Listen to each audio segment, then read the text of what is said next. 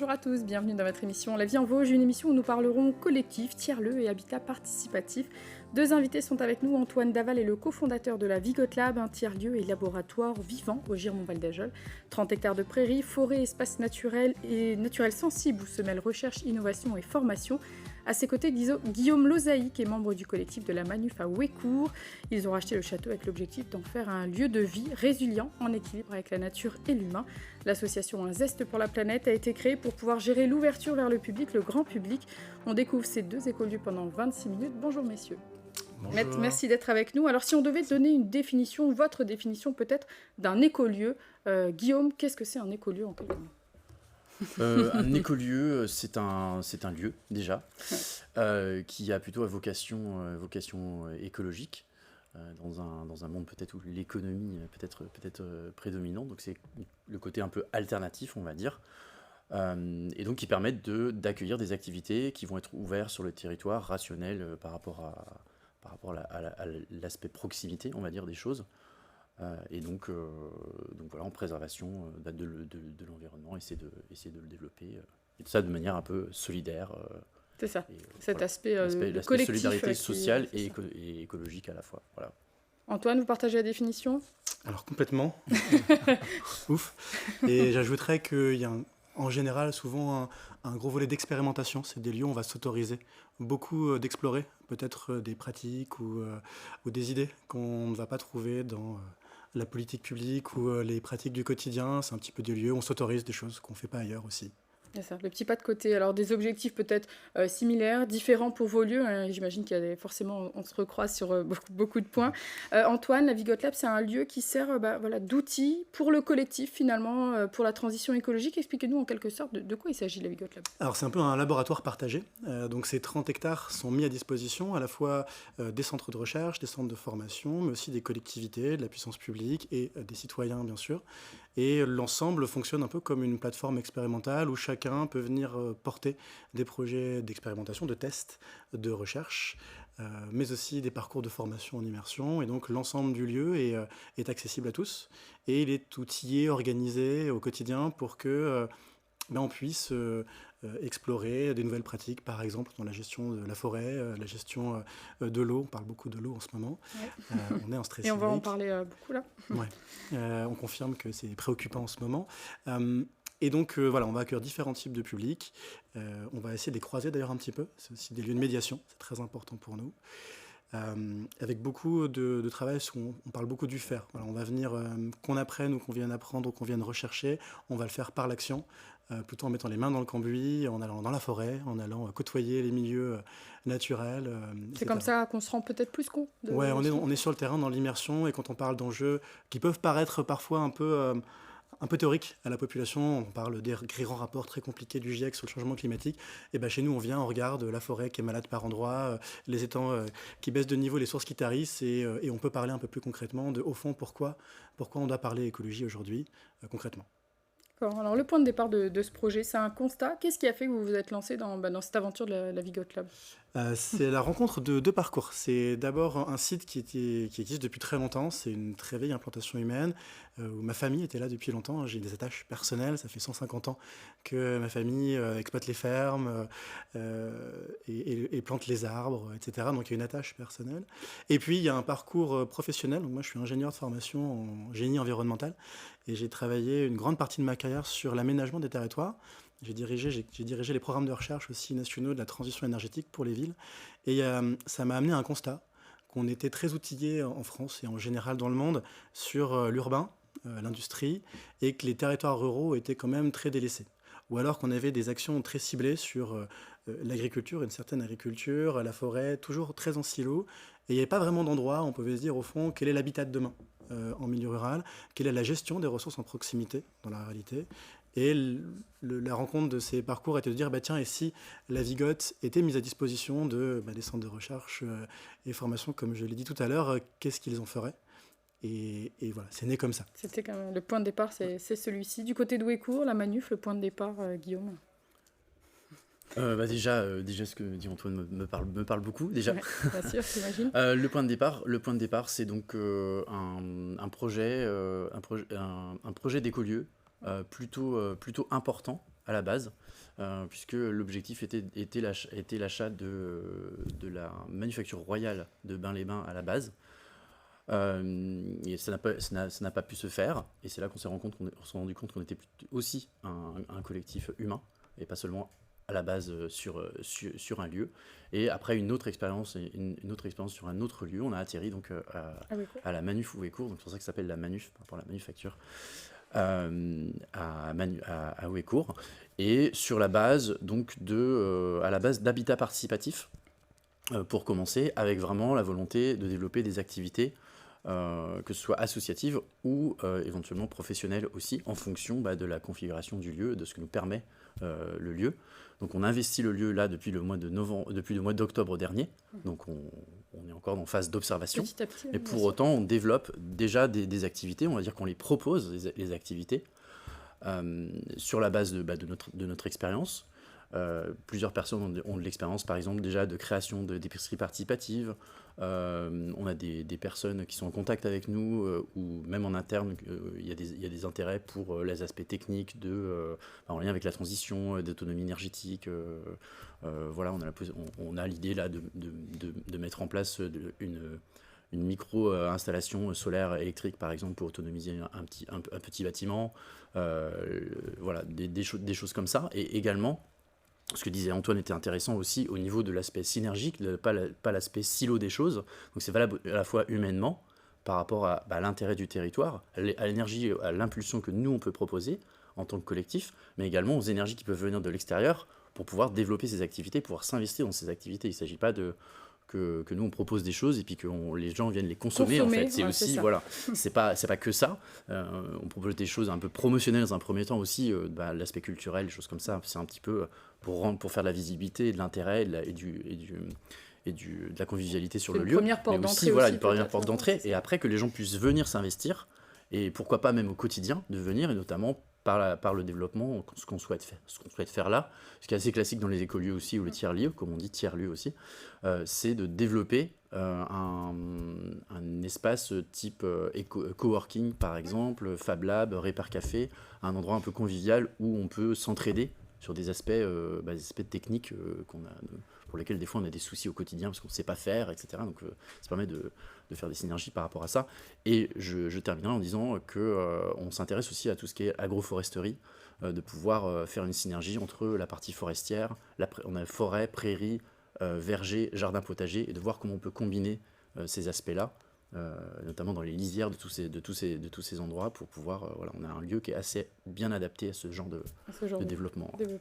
Alors dans le collectif de base, j'ai envie de dire, ce qu'il est amené à grandir finalement, ce collectif. Vous étiez combien? Le noyau dur de ce collectif? Alors on est 12 personnes, investisseurs, donc à la Manuf Houécourt.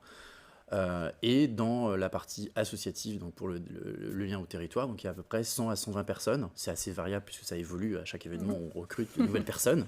Vous êtes les bienvenus.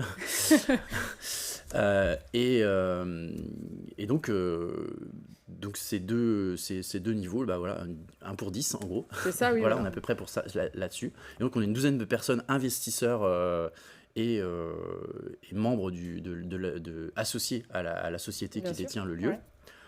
Collectivement. Et on est 4 habitants pour l'instant sur place. Et les autres personnes ont vocation aussi à venir, ont encore des activités à proximité ou un peu plus loin, soit professionnelles, soit une vie, encore aujourd'hui.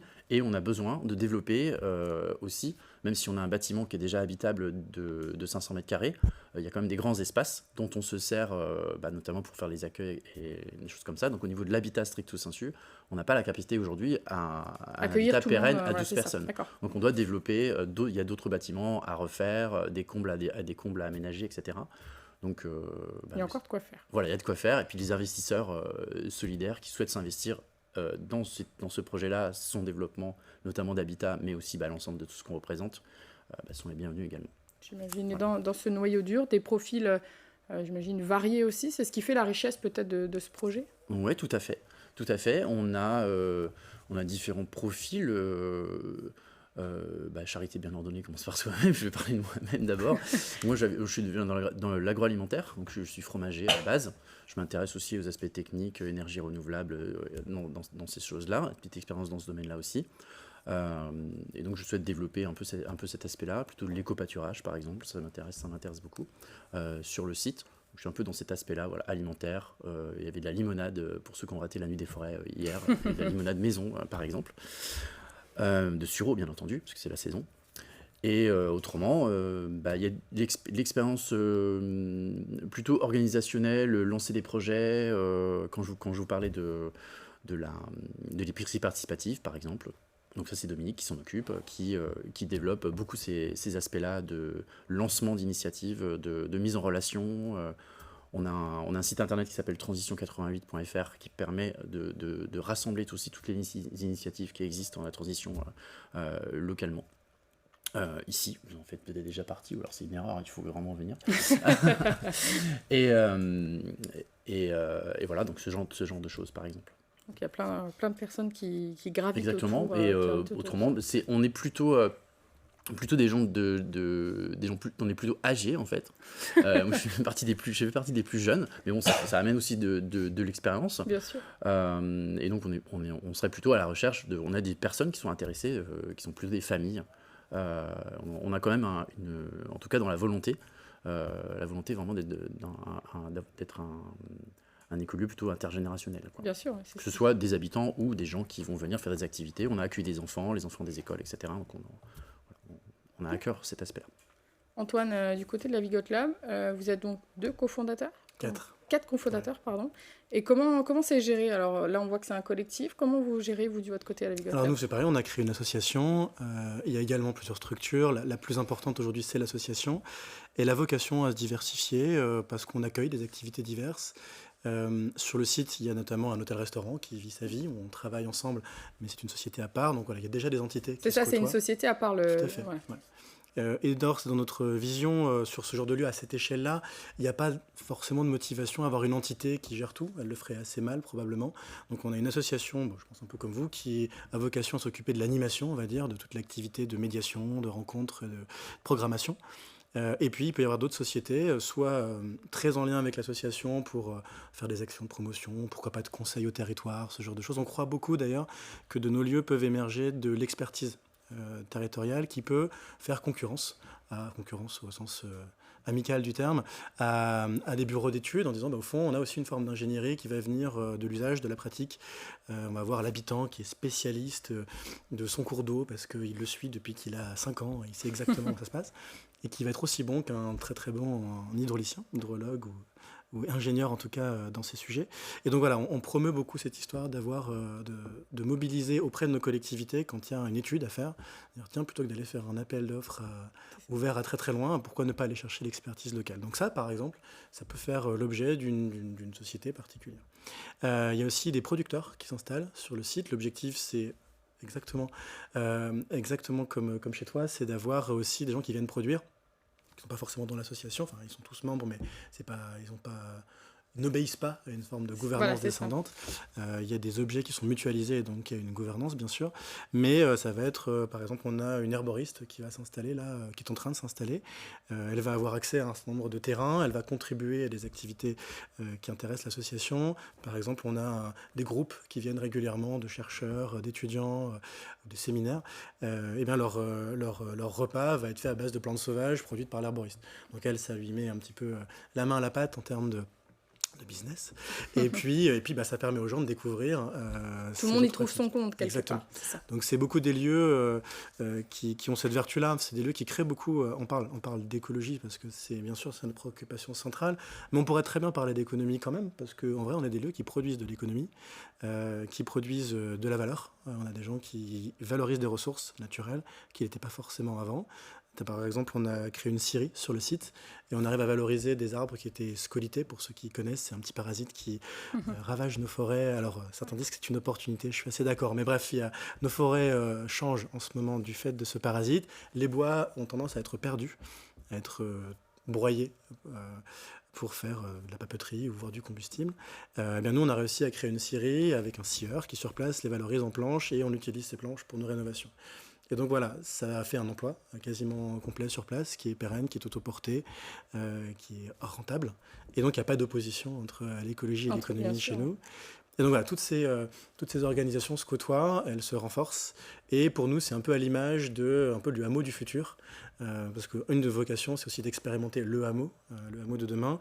Et on se rend compte que le hameau, c'est aussi un bassin de vie, un bassin de ressources. Et qu'il peut réaccueillir pas juste des gens qui viennent chercher une maison et un jardin, qui viennent aussi produire, travailler sur place. Et qu'on peut retrouver de l'économie dans nos hameaux. Et avec beaucoup de vertus vis-à-vis de la gestion en proximité des ressources. Alors, on va voir que ce sont des lieux de vie qui se développent de plus en plus ces dernières années. On va parler de ce développement dans un instant, mais juste avant, je vous propose qu'on regarde un reportage. On part du côté de Saint-Die pour parler sociocratie avec Marie-Danielle Rogovitz et Aurélie Colombel. Le projet a débuté en 2008 à Saint-Dié-des-Vosges, un concept d'habitat partagé qui a vu tout d'abord 10 maisons se bâtir. Le projet se poursuit et les 10 familles participantes ont débuté la construction d'un flexagone où chacun met la main à la pâte.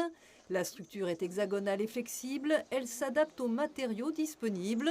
Ici, le toit sera végétal, les murs à base de paille et de terre crue. C'est ce qui est appelé par les formateurs de la paille sous tension, des cellules sous tension, donc c'est de la paille qui est comprimée par une structure en bois et par-dessus on va superposer différentes couches d'argile, une première couche qui est de la barbotine, une deuxième couche qui est une couche de colle et la dernière couche qui est une couche de corps qui est donc de l'argile mélangée avec de la paille, de l'eau, du foin, du sable. Le flexagone possède un bon rendement calorifique, mais cette construction servira surtout aux 10 familles de lieux pour se rencontrer et prendre les décisions collectives, suivant le principe de la sociocratie.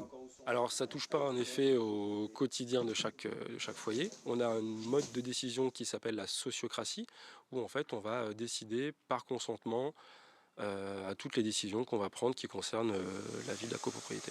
Le chantier participatif permet aussi à des bénévoles de s'initier aux techniques du bâti écologique. Ce jour-là, Jean-Claude était en pleine fabrication de barbotines. Et c'est de l'argile qui va nous permettre, sur les murs en paille notamment, d'apporter une couche d'accroche avant de mettre la couche finale de glaise. C'est un rapprochement aussi avec la nature et de vivre quelque part en harmonie avec son environnement. Le flexagone aura aussi une chambre d'amis pour accueillir qui sait des personnes intéressées par ce mode de vie alternatif. Il devrait être terminé cet été. Alors, encore un modèle différent, il en existe plusieurs dans les Vosges. Est-ce que vous connaissiez ce projet? Vous aviez connaissance de ce projet? Pas ce projet-là particulièrement. J'ai entendu parler d'un autre projet un peu similaire au nord de Vesoul, un peu avec des constructions paille comme ça aussi.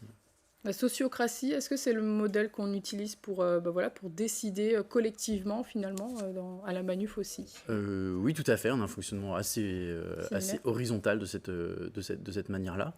Donc je vous rassure, toutes les décisions, quelles qu'elles soient sur le lieu, ne sont pas prises de cette manière. C'est des décisions quand même structurantes, assez importantes, qui sont impactantes sur le collectif ou en lien avec la raison d'être, qui met en jeu des aspects de la raison d'être, des arbitrages en fait à faire par rapport à ça.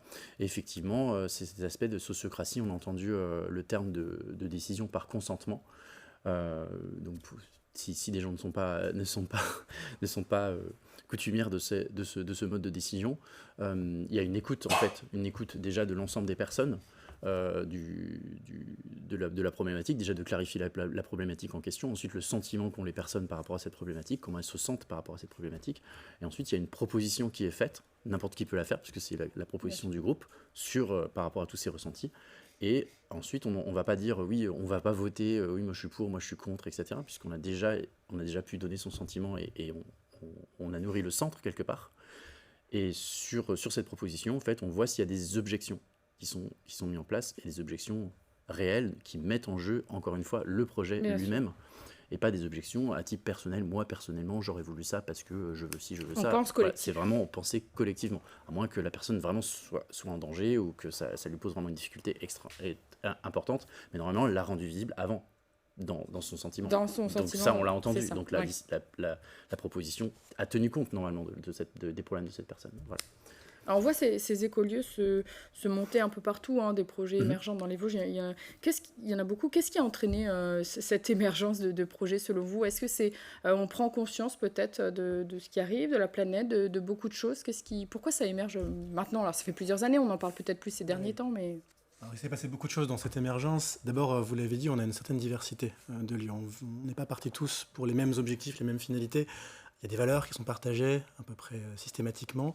Autour de l'écologie, je pense qu'on est quand même sur des lieux qui s'affirment et affirment que c'est un sujet décisif pour les années à venir. Mais les finalités, on a vu, on fait plutôt de la recherche avec des chercheurs et de la formation. On n'a pas d'habitat participatif, par exemple, aujourd'hui. On avait des gens qui habitaient déjà là, donc on a moins travaillé là-dessus. Ce qu'on a observé, parce qu'on est pas mal en réseau, hein, on a des réseaux de tiers-lieux. On fait partie du réseau des tiers-lieux en Grand Est, par exemple, et de l'Association nationale des tiers-lieux. C'est à peu près 3 à 4 000 lieux en France aujourd'hui. On est aussi labellisé Fabrique de territoire, donc c'est des lieux qui s'engagent à travailler avec les puissances publiques, c'est en les 300 en France. Donc c'est effectivement des mouvances assez fortes. Il y a eu... paradoxalement de courants. Il y a eu un courant de lieux qui émergeait un petit peu en position alternative, parfois en position de défiance. Hein, il y a des lieux qui sont en lutte. Et puis il y a des lieux qui sont apparus aussi dans un moment où l'État s'appropriait le sujet des tiers-lieux, d'où le label Fabrique de territoire, hein, c'est un label d'État. Je n'ai pas d'avis positif ou négatif sur la chose, mais c'est un fait. Il y a une prise de conscience au niveau des services de l'État et de l'État central que de toute façon je trouve intéressante personnellement. C'est la puissance publique s'est rendue compte qu'il y a des choses qu'il était difficile de planifier et de modéliser. Sur lesquels il était difficile de légiférer, et que parfois ça faisait du bien de s'appuyer sur des espaces sur le terrain où on pouvait se tromper, parce que nous on n'a pas peur de se tromper a priori, on se trompe tous les jours, on ne va pas rater l'élection de demain si on a fait une grosse bêtise, et c'est pas une critique envers les élus, effectivement il faut qu'ils se fassent réélire, on n'a pas ce poids sur les épaules, on est souvent sur des terrains de droit privé, on passe à côté de toute la lourdeur qui va du code des marchés publics, etc., et donc on peut expérimenter beaucoup de choses. Et donc nos lieux se sont un petit peu, je trouve, exprimés de plus en plus à mesure qu'on voyait monter les difficultés dans notre économie, dans les quêtes de sens. Hein, on sait tous que nos jeunes et moins jeunes ont des grosses questions sur les quêtes de sens. Comme c'est dans des lieux dans lesquels on se pose ce genre de questions, oui, ça attire. On est appelé tous les jours, pas tous les jours, mais toutes les semaines, par des gens qui veulent soit venir habiter, soit dire j'ouvre un lieu, je voudrais un conseil pour le faire. Ouais. Donc on sent qu'il y a un vrai appel de la chose. Et oui, je pense que c'est quelque chose de très sociétal. Voilà, il y a un besoin de la société. Alors vous dites, je vous coupe, que les lieux s'expriment, on s'exprime de plus en plus, mais est-ce qu'on est entendu de plus en plus aussi dans ces lieux-là? Au moins en partie, parce que, alors bien sûr c'est pas parfait, hein, mais au moins en partie, quand je disais qu'on était labellisé par l'État, je vais donner un exemple. Il y a un an à peu près, jour pour jour, la préfecture des Vosges, et en lien avec l'association des maires ruraux de France, a créé un laboratoire qui s'appelle le laboratoire de la ruralité. Qui du coup émane de la puissance publique, à la fois service de l'État et collectivité. Et une des premières actions qu'a fait le directeur de ce laboratoire, c'est de venir nous voir et nous demander, tiens, est-ce qu'on ne pourrait pas faire un partenariat, ce que vous faites est intéressant. En soi, c'est déjà un pas en avant. Il y a 5 ans, ça ne se serait jamais produit. On ne serait pas venu nous voir pour ça. On nous aurait observé comme un animal étrange dans lequel il faut aller pour montrer qu'on a du lien social. Mais on nous considère, on nous demande notre avis. Donc il y a une reconnaissance de ces lieux aujourd'hui, en tout cas, un espoir peut-être pour la suite. Il ne reste déjà plus que 2 minutes d'émission, c'est passé très vite. Guillaume, quel avenir pour la Manuf, si on dit la Manuf dans 5 ans, à quoi vous aimeriez ou comment vous l'envisagez? On l'envisage comme on est encore naissant, hein, donc on l'envisage comme quelque chose d'intégré dans le territoire, et notamment par le lancement par exemple de la notion de lieu de vie sociale. C'est plus lié là pour le coup à l'administration sociale, l'administration par la Caisse d'allocation familiale notamment, qui soutient ce genre de projet, donc l'État quelque part, donc d'intégration, de répondre à des besoins de services locaux sur un bassin. Là on est sur un bassin à peu près de 5-6 000 habitants en proximité directe, donc de cet aspect-là.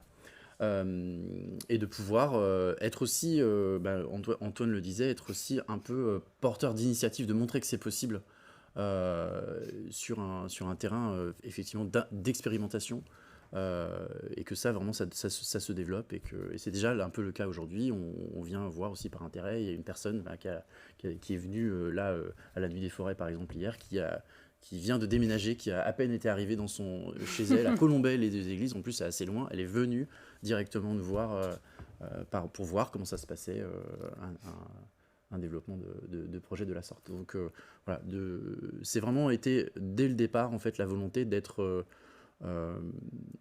porteur d'initiatives ailleurs, en fait, de rayonner quelque part, pas parce qu'on se considère les meilleurs, mais de montrer la possibilité de ces alternatives, parce que on est aussi perçu peut-être à certains moments comme un peu bizarre, ou qu'est-ce qu'ils font ces gens-là collectivement, alors qu'en fait nous on est individuellement derrière notre clôture ou notre alarme ou je sais pas quoi, où on nous dit en permanence qu'il faut faire les choses individuellement, consommer tout seul, avec son caddie. On a la possibilité de faire autrement. Et je ne suis pas contre l'économie du tout. Hein, bien sûr. Je n'insulte pas, mais voilà, d'aspect économique un peu plus rationnel, avec plus de sens, et aussi de proximité. On est intéressé par tout ce qui est monnaie locale, système d'échange local, de services, de compétences, voilà, pour avoir quelque chose de plus, avec plus de sens, comme le disait Antoine, et ce beau-là. Et puis je pense qu'on a beaucoup pour nous. On a devant nous le fait de démontrer aussi que ce qu'on fait a un sens, et y compris de le démontrer quantitativement, de dire regardez, on a résisté, ça fait 5 ans qu'on est là, ça tourne toujours. Donc il y a une solidité, y compris économique et technique. Voilà, on doit faire nos preuves, ça fait partie, je pense, de nos lieux. On doit montrer que ça marche. Aussi accepter quand ça marche pas, de l'assumer pour inspirer et faire progresser. Donc je pense que l'avenir de nos lieux, c'est dans quelques années, on devrait avoir des expérimentations qui ont pris leur envol, qui ont démontré qu'elles marchaient et qui ont commencé à s'aimer. Voilà, notre objectif, je pense, c'est d'observer que dans les territoires, on retrouve... Et on est vraiment au stade de la synergie entre ces différents groupes. On n'en est qu'au début, finalement. On va écouter, je vous inviterai pour qu'on continue à en parler. Alors, exactement. On est à la fin de notre émission. Merci beaucoup à tous les deux d'avoir été sur notre plateau. Merci à toute l'équipe pour la réalisation de cette émission. Moi, je vous donne rendez-vous la semaine prochaine pour découvrir de nouveaux invités. D'ici là, je vous souhaite une très bonne semaine sur Vosges Télé. À bientôt.